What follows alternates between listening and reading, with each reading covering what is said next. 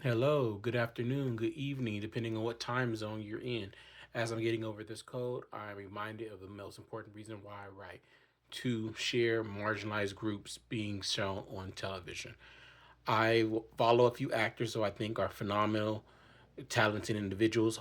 All actors are great in some capacity, but the ones in particular that I'm talking about are the ones that I would like to see bring to life the written word that I've created. I think of the top one of the top three shows or top three shows of my top five, top 10 shows created ever are have the most diverse ensemble cast. Lost, of course, 911, Lone Star, and I'm blanking on my third. I'll just go Grey's Anatomy since it has a very wide, diverse casting. These are the kind of shows and stories I want to tell. I want to see all ethnicities, minorities, groups, mix people in in in in media because if you don't see yourself in media reflected in the media, whether written, visually, musically, you don't see yourself fitting. That's why it's important to have diversity.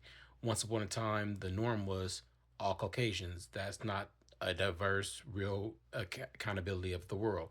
Now we have a lot more diversity, but the diversity seems to be stagnant on only 30% of the cast are of less. That's not viable either. When you look at Lost, Lost is a phenomenal show. The main characters are the ensemble cast. It's not like there's one or another.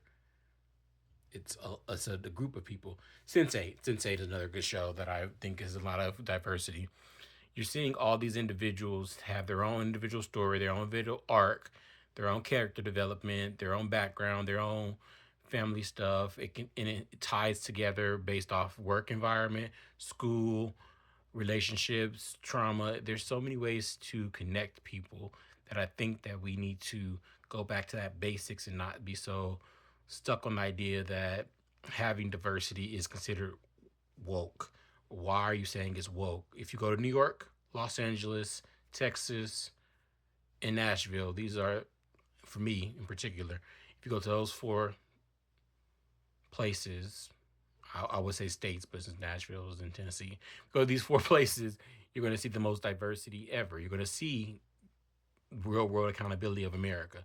And I also big fan of traveling, so I just came back from China. You want to see different ethnicities, different cultures, different heritages because this allows these people to feel inclusive, like the fact that in The Pit in particular, another show, 10 out of 10 with diverse cast where Santos is speaking Lingala. That has not been done in a lot of mainstream movies or television medium. So that's what I'm talking about, seeing yourself reflected in the big screen. Same thing with Moana. Hawaiian culture is not very known. It's very it's a marginalized group that's not being as mainstream as it could be. There's so many streaming services that we should be more inclusive to all these individual groups. So that way, when you have a question or you are, I always like to think of myself as being not intrigued or without being, I'm trying to think the right way to say it, but being, wanting to be inclusive means being openness. That's what I'm thinking of. Openness and willingness to learn. Hey, I don't know much about your culture. Would you be open, willing to share it, and not being malicious about it? I'm not trying to make fun of it. I just want to know. I don't know this because it's not shared in history class. It's not a widely accessible, you know, category. Like when you say, "Hey, I want to learn more about African Americans," you think slavery. You don't think so much the history or the engineering or the different types of ways we've helped the community or pop culture in particular. Same thing with the Latin history. Like you don't think about the 1910s and the Mexican migration movement.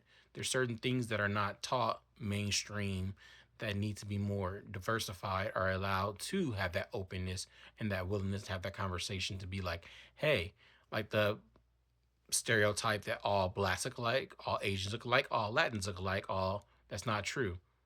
Mexico is not the same as Puerto Rico. Puerto Rico is not the same as Cuban. They're all different locations, different histories, different cultures, different slang, different foods, everything. Customs, histories, religions, all that.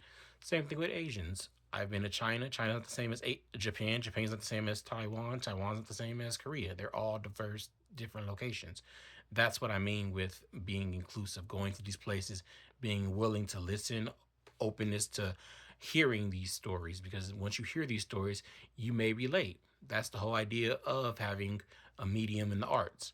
Seeing yourself in visual, whether it be drawing, painting, written word, or medium as in, like I said, music or TV or movies. Like, this is why it's important to have diversity. Marginalized groups should not be marginalized. That should be a thing of the past. That should not be how we move forward into the future, especially with the way we have access to everything in the world with this tiny little device in my hand.